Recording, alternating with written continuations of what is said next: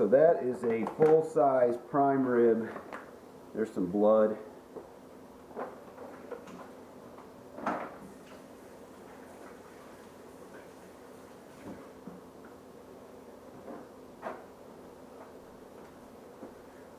We are going to do a prime rib for Christmas dinner.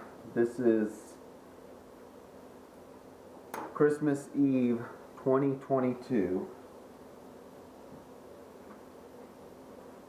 I'll get some twine out. This is twine. Butcher's twine.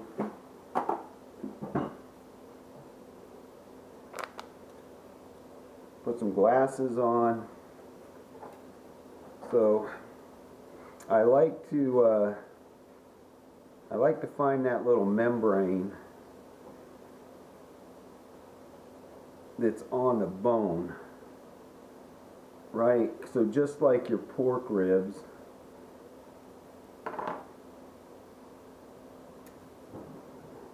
I like to remove that membrane off the back end, so when you're eating the ribs, because the ribs are as good as the prime rib, right? There's nothing better than beef ribs. But if you grab this, you get it started, you see this membrane, and you just peel it off.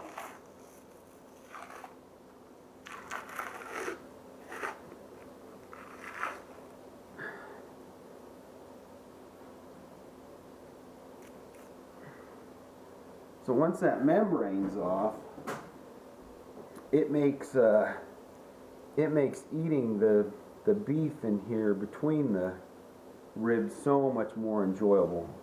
So much more enjoyable, I think, anyway. So now I'm going to take my rack of ribs, and this would be considered 1, 2, 3, 4, 5, 6, 7 bone rack of rib. And I'm just going to start at the first bone here and just go down the bone and just work my way down the whole rack. Because what I want to do is separate this bone from the meat, from the ribeye, I guess you'd call it. Not the, yeah.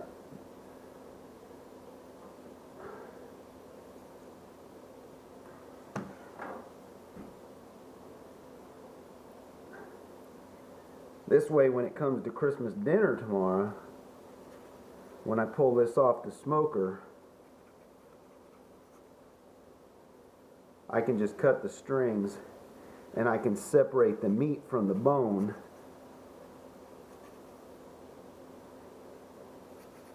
and slice my prime rib into nice slices. Be careful when doing that, because if you're using one of these little knives, it's a little bit sharper than what you're used to. It's like a fillet knife. So as you see,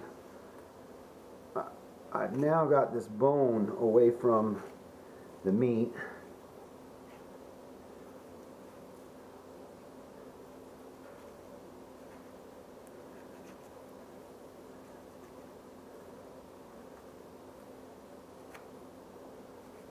Man, it looks good too. So I buy these full racks when they're on sale, and I'll tell you where I get them from. I get them from Sav-A-Lot. I buy a lot of meat from Sav-A-Lot, and it's typically pretty good and much cheaper from the other stores in my neighborhood. And when they run these sales, they send me an email when there's a sale. So I go down to the store, and instead of getting ribeyes, I'll buy a whole prime rib for whatever price it was. This one, they had a sale. It was $4.99 for a prime rib. So that's what you end up with, right? So that looks pretty good. I'm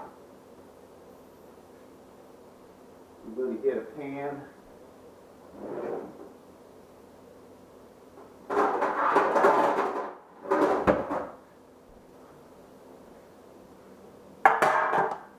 I'm going to get a pan and I'm going to set the ribeye in that. I'm going to turn this over so I can work on it, because I want to make this pretty. So I'm going to cut an inch. I'm going to cut an inch off the top of each one of these. And some people will actually make this really pretty, but I'm not going to do it. I'm not going to go overboard with how pretty I make the bone. But you can go ahead and carve the bone away and make it look really good. But I'm going to throw this into the smoker. And when it comes out of the smoker, that bone's going to be kind of crispy.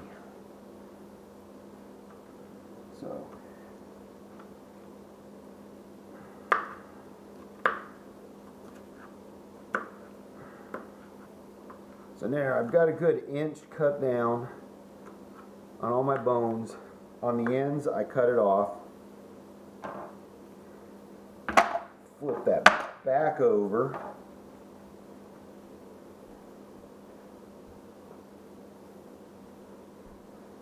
This year I'm going to use this. This is Cavenders all-purpose Greek seasoning. I think it's maybe the best seasoning that you can buy.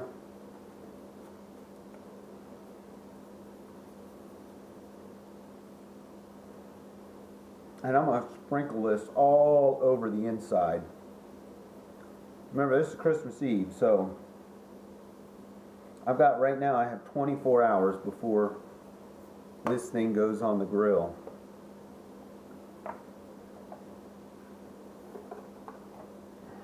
So my bone's pretty good. Now I'm going to work on the roast itself.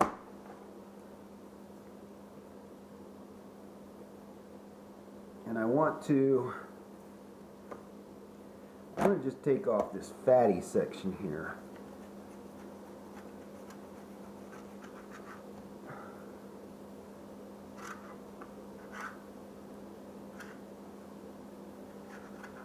In years past, I would cut all this fat off, so all that good smoky seasoning would get in there. But this year, I'm going to leave it, and I'm going to let all that fat cook in. So again, on the inside, I'm going to take my Cavenders, and I'm just going to go to town. That way,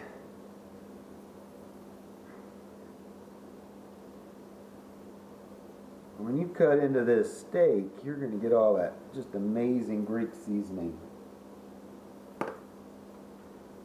And then, we're going to take our bone, and our bone came off like that.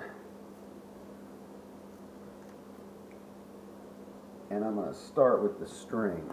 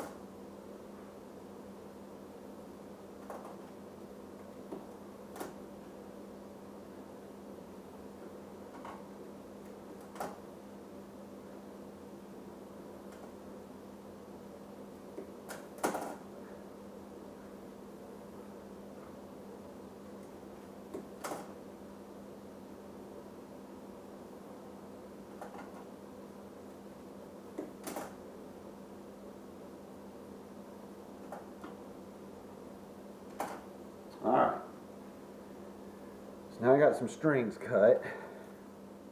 I'm going to lay a few of those out.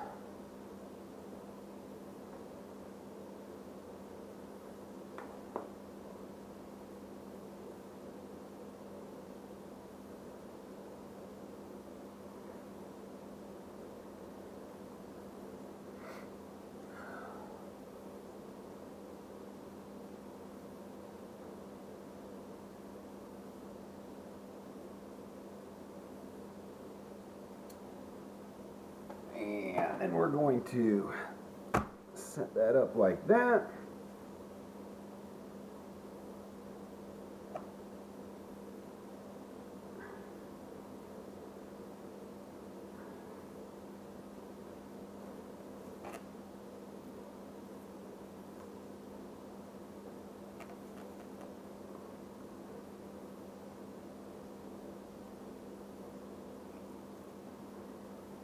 And we're going to tie a couple on first.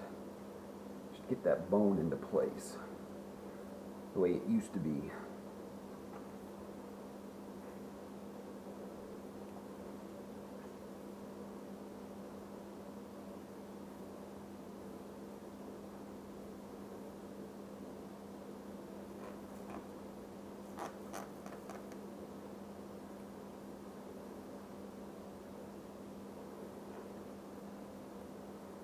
So that looks pretty good right there.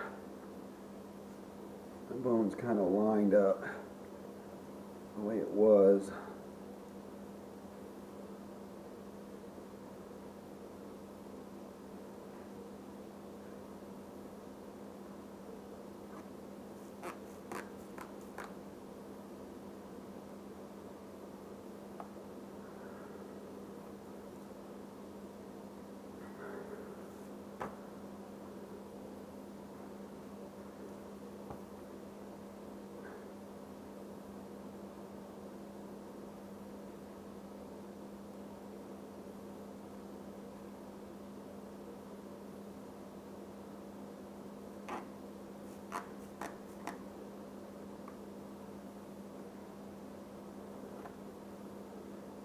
All right, that's looking good. I'm ready to eat right now. I don't know about y'all.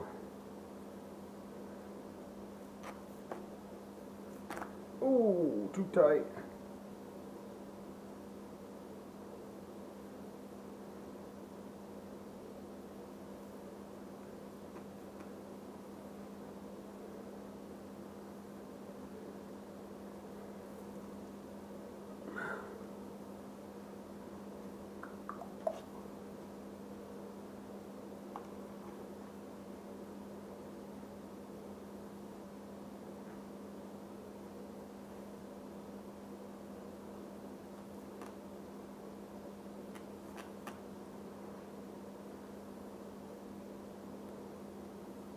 Okay,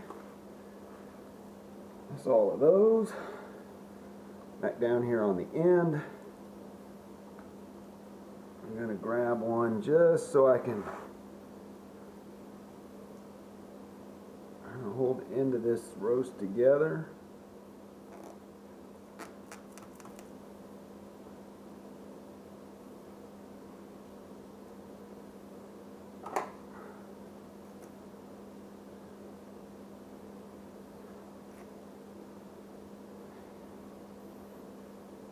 Yeah.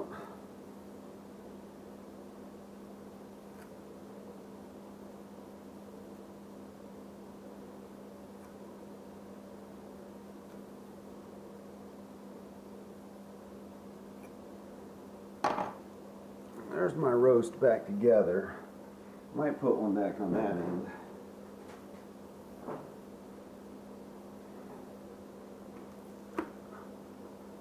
I personally don't think you can have too much twine.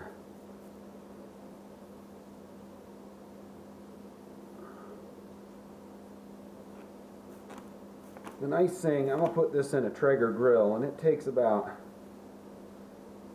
2 hours to get a perfect medium rare.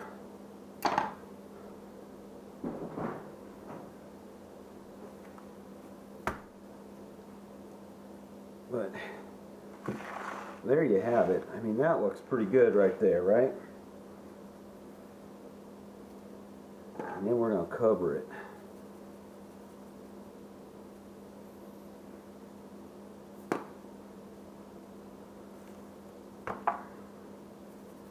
If you don't like getting your hands dirty, this is not the job for you.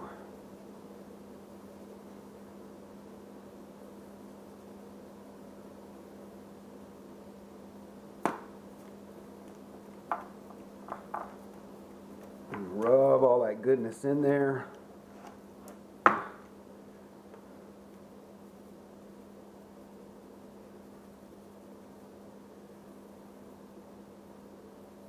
This is my go-to seasoning. Believe it or not, I don't get many complaints about my food anyway. But believe it or not, I have never gotten complaints about this seasoning. This stuff is really good.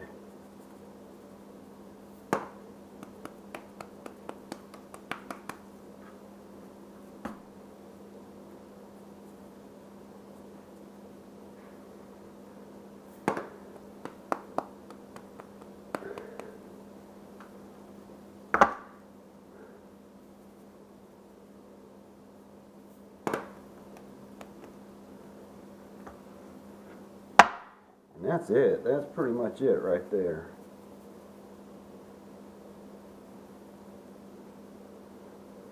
Now tomorrow when I put this in the smoker, I put a nice layer of bacon over it, and I let it smoke with bacon, and I let the bacon juices just drip down into the meat, and it just gives it a little bit more flavor. But you'll find with just the Cavenders, and you don't have to smoke your meat either, you can do this same preparation if you're doing it in the oven or doing it in a rotisserie. I've got one of those Ronco Showtime rotisseries. I've got 3 Ronco Showtime rotisseries, and sometimes I'll do a prime rib the same way and let it sit in the rotisserie for about an hour and a half to get it to a medium rare. But that's it. My prime rib is set. About 2 hours before I get ready to smoke it, before it gets on the grill, I'm going to take it out of the refrigerator and I'm going to let it sit and get to room temperature.